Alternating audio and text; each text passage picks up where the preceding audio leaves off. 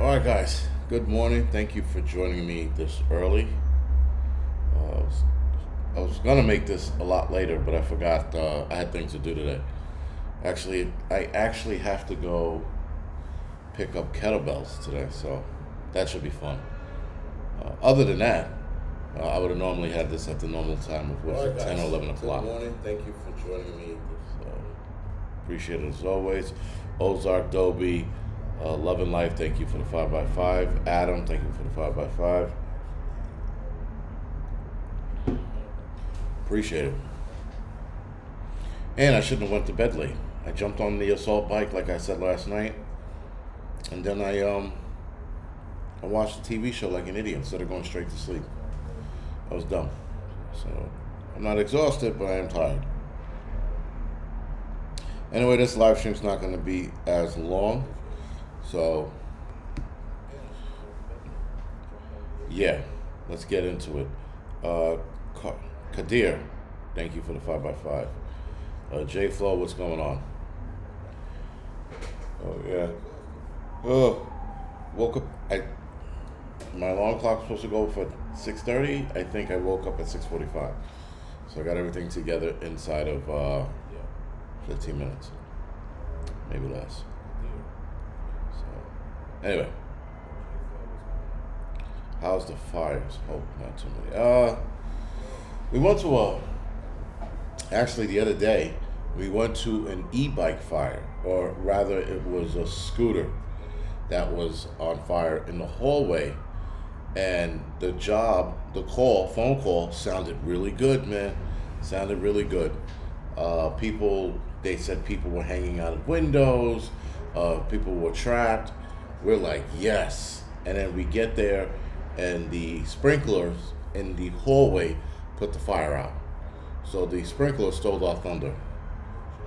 So, yeah, that sucked. But it sounded really good. Dispatch was telling us all of the information about people being trapped, people hanging out of a window. We're like, yes. And then we get there, and it was such a letdown. Whatever. But I tell you one thing, e-bike fires we've had a lot of them within the last 2 years, an enormous amount. E-bikes, and a lot of the times if you go with a cheap company, you're gonna get faulty batteries that wind up exploding. And if you type in e-bike fires on Twitter or Instagram, you're gonna see how these things, how they start. And a lot of the times, the batteries, without warning, will explode. They'll pop. You hear a pop, and then you'll walk into your room and be like, holy shit, the whole room is going. And the cells in the batteries, they start letting go, and the fire gets bigger and bigger and bigger. And then if you are in an apartment like this is all concrete, not much would burn other than the contents in the room. But if you are in a tenement or a private house that's made of predominantly wood, yeah, that fire's gonna go. Love and Life, that's a good one. So they don't lie. What winds up happening is people get scared, and so when fear kicks in, people and they were trapped essentially. So the fire was in the public hallway. There was no other way for them to get out. So in New York City, and I don't know how it is in other cities, if there's a sprinkler system, they don't need a fire escape or an emergency exit out. The sprinkler system will put the fire out like it did. So initially when they opened the door, they said, oh shit, they closed it. They thought they were trapped. So in essence, they were until the fire went out. That makes sense. But they weren't truly trapped. If it was a tenement and it was in the hallway, then they probably still wouldn't have been trapped. They could have gone out on their fire escape.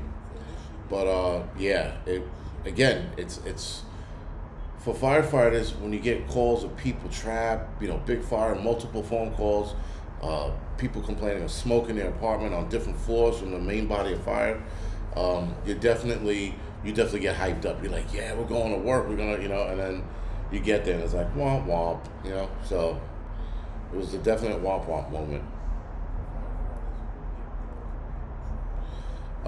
Billy Wayne Norwood said sprinkler systems ruin everything in the apartment. Yes, they sure do. They sure the fuck do. Not only that, they flood the apartment out too. The copious amounts of water that comes out through the sprinkler system, yeah. But, so back to e-bike fires, the one thing about e-bikes is that they need an absorbent amount of water to be put out. Absorbent amount. It's again, a copious amount of water for them to go out. We have special units that pick up these e-bike batteries, and they use a fiberglass kind of sand, right? So the fiberglass melts around the e batteries to essentially smother them. They put them in these barrels, they seal the barrels up, and I do not know what they do with the barrels after that. I actually should ask them the next time I see them. The company that we run in with, they're a special company called Squad.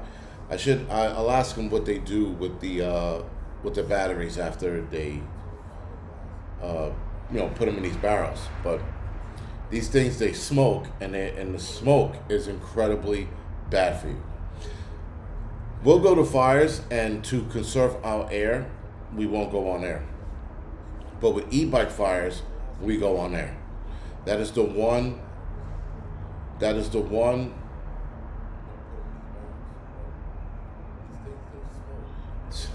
Sorry, that is the one smoke we will not deal with. Is lithium ion battery smoke. Incredibly bad. That is one of the most carcinogenic smokes you will ever breathe in your entire life. The other day I took a beating for no reason. But knowing that smoke is bad, if you can get out of the situation, get out of the situation. Try not to breathe that bullshit in, not even a little bit. The other day we were fucking, nostrils wide open and fucking sucking it in for no reason. So yeah.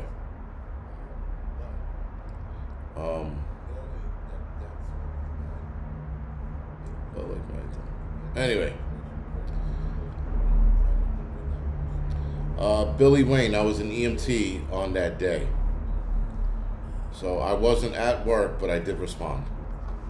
I did what any normal red-blooded American would do, respond. For the most part.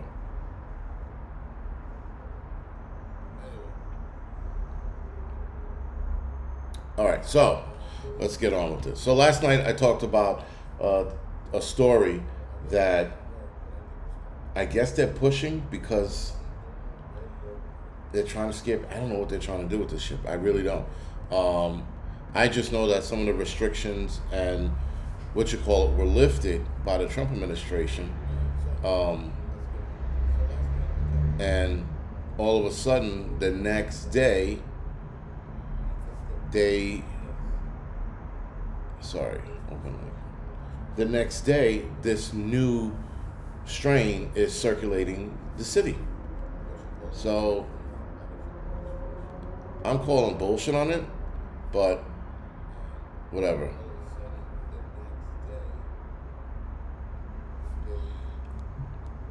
And there's another article you guys are really going to get a kick out of. Really get a kick out of.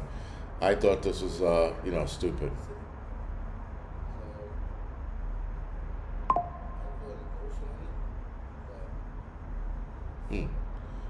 Interesting. A couple good stories today.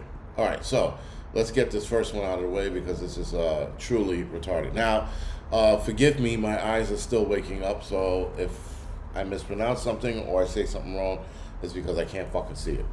My eyes are bad in the morning. I generally don't read in the morning, and I should have gotten up earlier, but whatever. So, first story, highly infectious new Mr. 19 version from China that led to massive spike in hospitalization has spread to the United States. Now, if I'm not mistaken, it's been caught here in New York, but there were a few other states that it was seen in California, Virginia, and Washington State, right? They also had additional cases reported in Ohio, Rhode Island, and Hawaii.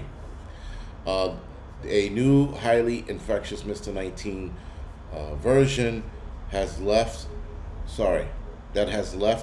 to a spike in hospitalizations in China has now been detected in the United States, including cases in New York City. Now, to test out the strain, you have to do a serious test, right? It's not like a swab.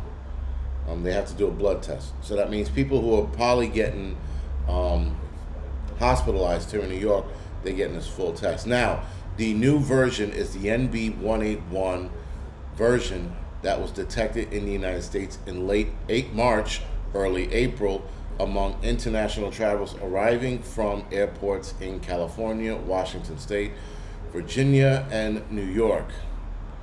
Additional cases, like I said, were in Ohio, Rhode Island, and Hawaii. The CDC has said that there's too few cases in the United States to properly track with the agency's variant estimates. I never knew that. Experts are warning that the version run in China showed it spreads more quickly than other dominant strains of the respiratory infection. Experts say that experts have closely tracked the NB181 version after it became a dominant strain in China earlier this year. The cases surging all across Asia. Hong Kong authorities said Mr. 19 cases have spiked to the worst levels in at least a year after officials announced a significant increase in emergency room visits and hospitalizations last month due to the variant. Now listen, China and Hong Kong have gone or seen spikes with the new Mr. 19 versions, whatever that is, for the last 5 years. Around the winter time, they always see a spike, always. So for them to report this is part of the fear tactic of Fear Mongering Academy. How to get people scared for no reason, give it a nasty little number name, tell people that the cases have gone up, hospitalizations have gone up, and people start getting scared. And what do? With a knee-jerk reaction, they run to the hospital, or they run to their doctor's office or a clinic to go get the newest Mr. 19 version. So yeah. Sounds like wagon. Yeah, exactly. Hudson Valley Prepping and Survival. Kaiser Soze. Nice. They think we're very stupid because people are undoubtedly going to have a knee-jerk reaction to this. That is the problem. El problemo. All right, sorry. This is really fucking tough this morning. Holy shit. My eyes have never been this bad. Anyway. All right. Okay. So that includes 81 severe cases in the past 4 weeks, with 30 of them being people that passed away. And this is in China. The vast majority of cases were in adults 65 and up. And so I am releasing a video tomorrow on this. Today. Tomorrow. I'm releasing a video tomorrow on this, and in the video I state that they had to be older, because I didn't read this video prior to, I didn't read this article prior to doing the video. And I didn't read it for a reason. I wanted to speculate what it could be, and it's right.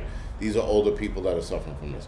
Mainland China, a portion of patients going to the ER with Mr. 19 has more than doubled in the last month, from 7.5% to a whopping 16%. I added the whopping. Public health authorities said the portion of people in hospital from Mr. 19 China has doubled to more than 6%, according to a state-run China Daily. Now, China's trying to be more transparent with their Mr. 19 cases. Who gives a fuck? Who really doesn't matter.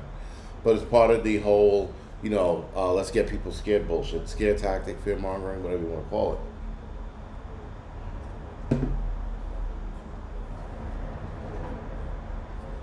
Despite the Beijing-controlled government in Hong Kong downplayed the variant, as they always do, saying it does not appear to be more dangerous than the previous versions.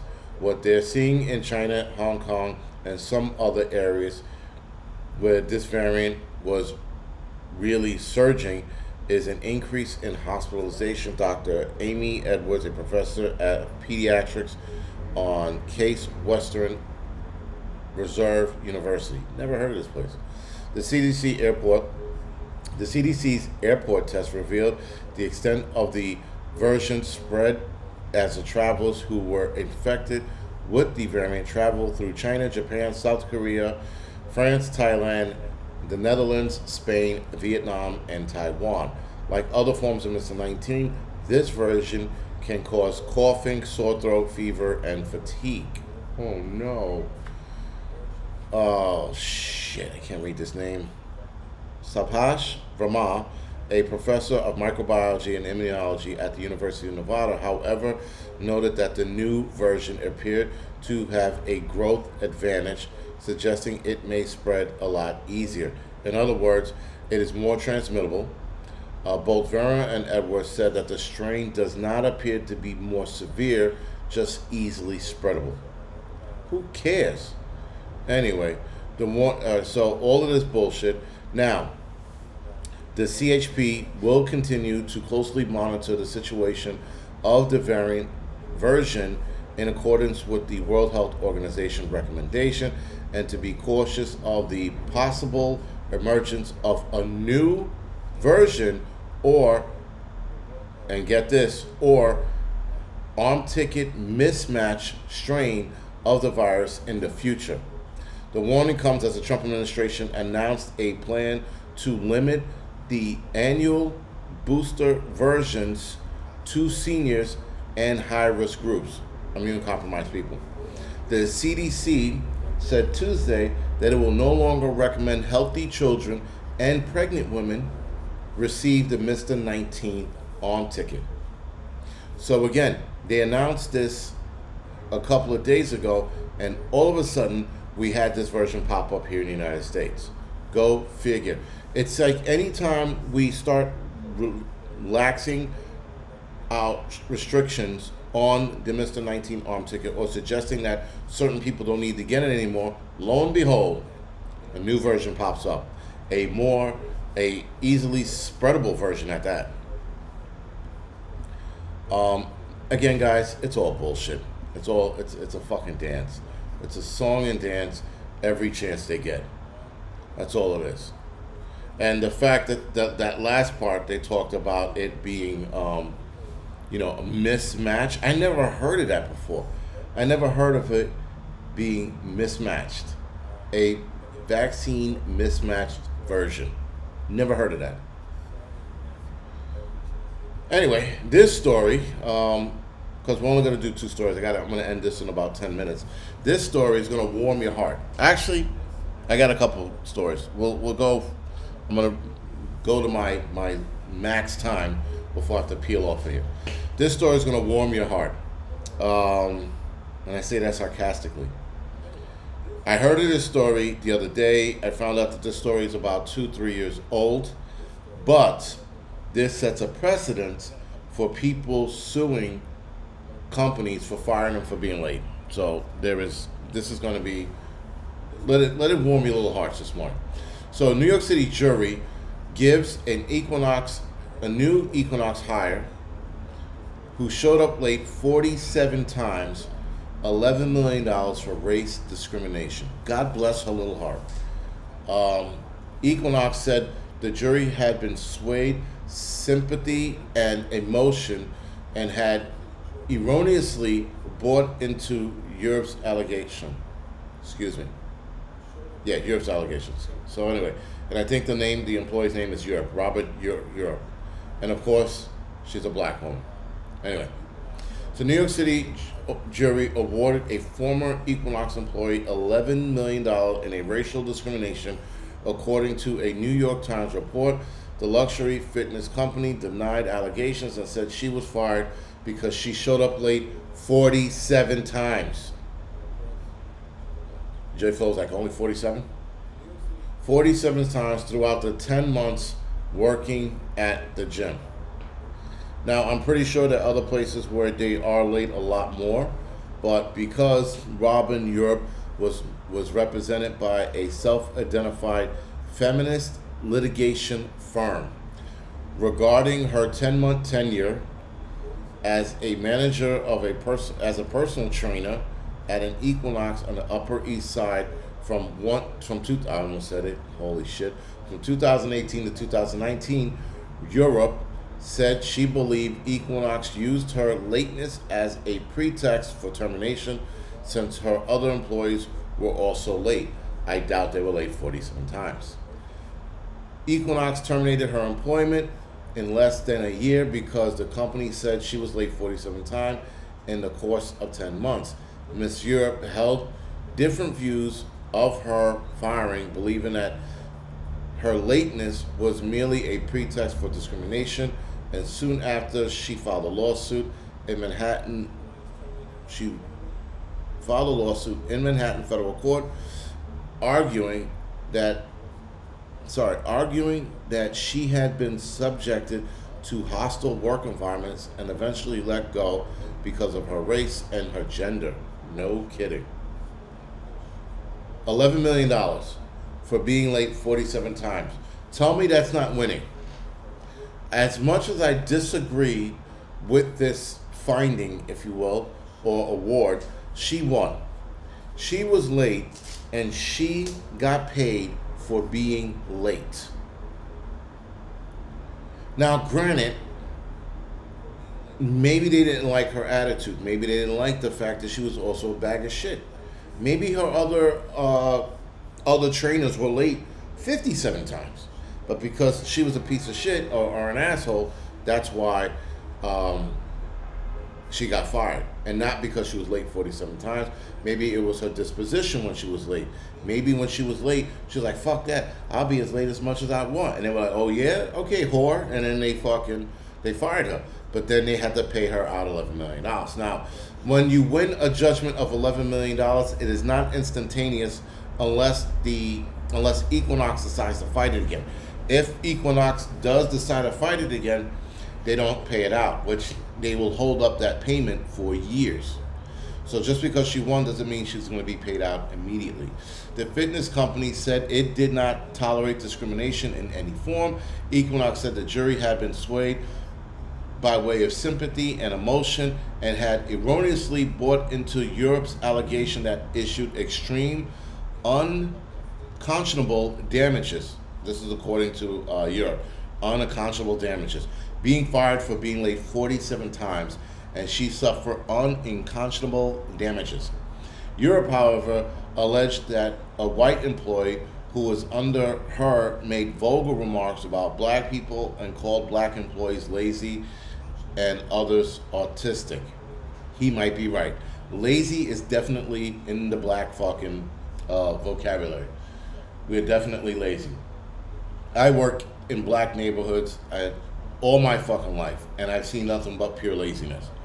The black community, for the most part, at least especially the lazy ones, do not get up earlier than 11 o'clock.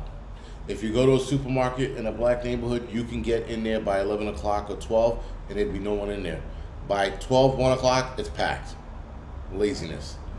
I can contest to that. So I might have to agree with her white counterpart. At one point, he asked Europe to help him connect with black women for romantic reasons, which the plaintiff was offended by. Why would it be? See, again, this is a bitch who's fuck. Anyway, enough of this bullshit story. Nonetheless, she won $11 million for being late. I can't fucking imagine it. I really can't imagine that. So, back to the Mr. 19 arm ticket. FDA plans to restrict annual Mr. 19 arm tickets to people over 65 or immune compromised. This came out the 20th. This was a week ago. Healthy Americans under the age of 65 who want an annual Mr. 19 arm ticket will be out of luck under the new FDA administration's policy. Under the new FDA rules, senior citizens and other high-risk population will receive annual Mr. 19 arm tickets, but will hold off on approving them for anyone else until more robust testing is done. For all healthy persons, those who are not at risk or severe risk factor of Mr. 19 between the ages of 6 months and 6 months They were giving this shit to 6-month-olds. And 64-year-old, the FDA anticipate the need for randomized controlled trial data evaluating clinical outcomes before biological license applications can be granted. Don't know what the fuck that means. But basically, you guys are cutting this shit. 6 months. They were giving kids this shit at 6 months. Someone said newborns. I don't know how true that is. I could not imagine giving this bullshit arm ticket to a infant, a baby that just fell out of the vagina. Flop. Now let's give it some fucking Mr. 19 arm ticket. I can't imagine it. Dr. Vinay Perswad revealed the plan 2 days before the Center for Disease Control and Prevention convenes in its first meeting of arm ticket experts to determine whether or not the Mr. 19 booster shot is needed, and the approval will be done by the fall. The CDC panel was set to determine which Mr. 19 arm tickets should be used and which population should get them. This is going to create that panic they want. That's why they're doing this. People are like, what do you mean I can't get annual booster? I want to get annual booster. And they're going to fucking fight tooth and nail. You're going to have people fucking crying and carrying on. And then boom, they're going to lift that restriction yet again. They're doing this to keep money in their pockets. That's all this is. It's a more scare tactic. With that being said, let's see. This is going to be a short article. This is about Gen Zing learning how to adult. Now, before I get into this article, I remember growing up when I was 25, 26 years old. No, sorry, scratch that. 30, 35 years old. I remember saying, we're treating these kids, 17, 18 years old, like retarded children. I've always said that. We have babied kids way too long. And ladies, I hate to say this, but I blame women for this shit. Women have babied kids. My baby boy, that's my little girl. Babying kids longer and longer. I've had it out and all out blowout arguments with my ex-wife, with my first ex-wife over this babying bullshit. Now, my first ex-wife was a little more tougher, so she dug me being, hard on our kids and my stepkids. But my ex-wife, I got in her ass every chance I got because she was always babying my son. Now, she's seen what I'm talking about, and now she's letting me go fucking, not bananas, but she takes the leash off me, and then I go to war. I even go to war with my daughter. Not a lot, because she's pretty good, but the babying is why we are here. J Flo, please tell me you're joking. Please tell me that's a fucking joke. Anyway. They're gonna arm ticket dogs too? Anyway, Gen Z is signing up for adulting 101 classes because they can't handle basic life. A lot of stuff involves money. All right. They can code TikTok in their sleep, but they can't cook rice without a YouTube tutorial. I, in fact, saw, no shit, an increase in kids, Gen Zers, I take it, learning how to make toast. Anyway, Gen Z is flocking to Adulting 101 crash course, desperate to learn what previous generation might call common sense. How to do laundry, budget for their rent, navigating a grocery store without Googling what is turnip. I don't know how to change a tire. I don't have a car at all. I don't know how to sew. I don't know how to do a lot of things other than cooking. And again, even cooking, they're fucking up. And this came out of Canada, Toronto Metropolitan University. Never heard of it. I think it is so important for children are taught financial literacy. A lot of stuff involves money. Now, we teach the kids the importance of money. He's not alone. Canadian colleges like University of Waterloo are stepping in to teach the basics to online toolkits like Adult 101. Now, Adulting 101. Now, this is the problem. A lot of patients, Why did I say that? A lot of parents gave into technology. So instead of raising their kids, they let technology raise their kids. Their kids had an outburst, started crying. They didn't want to see their kids. They were punishing their kids. They said, go to your room with your iPad, your computer, your video gaming system in your room. When we got punished, my parents used to take my Sega, for those of you that remember, right out of the room with them. Stay in your room, and they took the Sega out. Read a fucking book and stare at the walls. I don't care what you do. That was something my parents in the 90s told their kids. I don't care what you do, stare at the walls, read a book, lay on your bed, but you're not playing your video games. Now, we punish kids and we tell them to go to their rooms, and what are they doing? They're playing their video games and they're on their iPads or their phones. So with that, kids are missing out on the basics of life. Now, changing a tire, tires are a lot better these days. So yes, a blown out tire is not as common. And whenever I've had the issue, my kids weren't in the car. But I will teach them how to change a tire out just for the sake of teaching them how to change a tire out. But I can't believe that a self-explanatory changing of the tire needs to be taught to these kids. There are a lot of things that are missed in education about when you actually become an adult. A lot of the adulting comes from parents, not school. So I don't understand where they're going with this comment.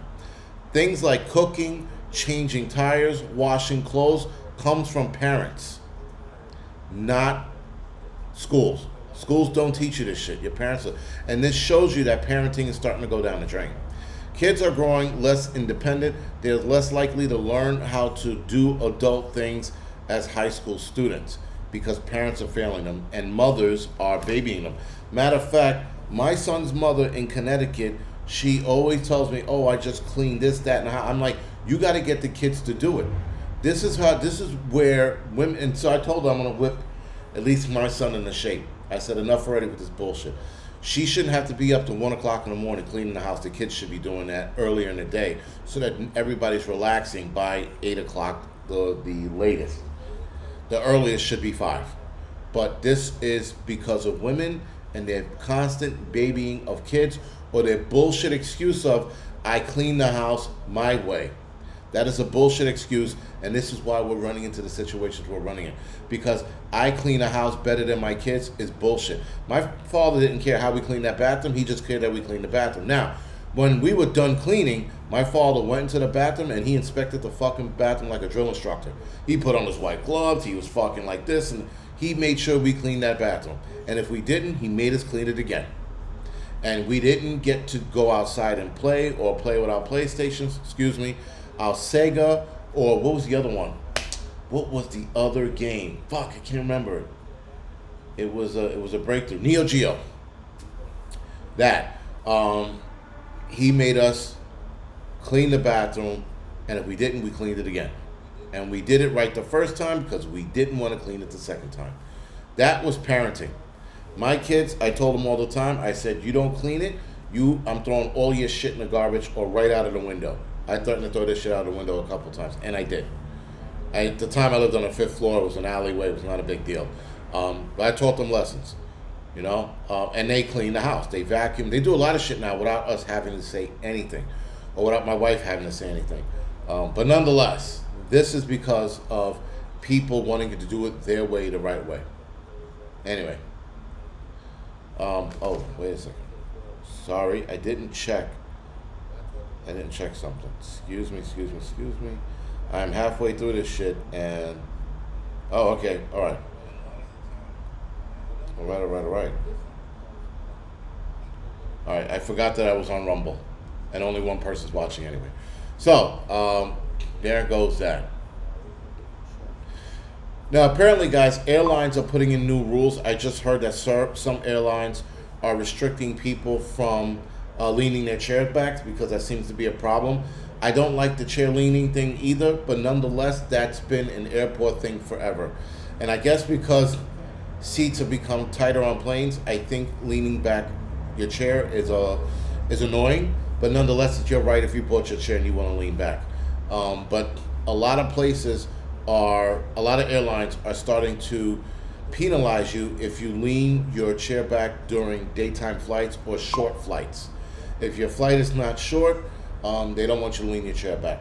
But now airlines are starting to penalize aisle lice, people who stand up and crowd other passengers after landing. This is becoming a strictly forbidden act. This is one of a great scowls of flights, and finally somebody is doing something about it. Now listen, people are being bitches on airlines. I'm sorry. If you don't like people standing up and crowding you as the plane lands and you get up early, people are complaining about that. They're trying to charge people nearly $70 fine for standing up. They also, I don't know what the fine is for rolling your seat back in a plane during the shorter flights. I don't know what that is, but nonetheless, it's bullshit.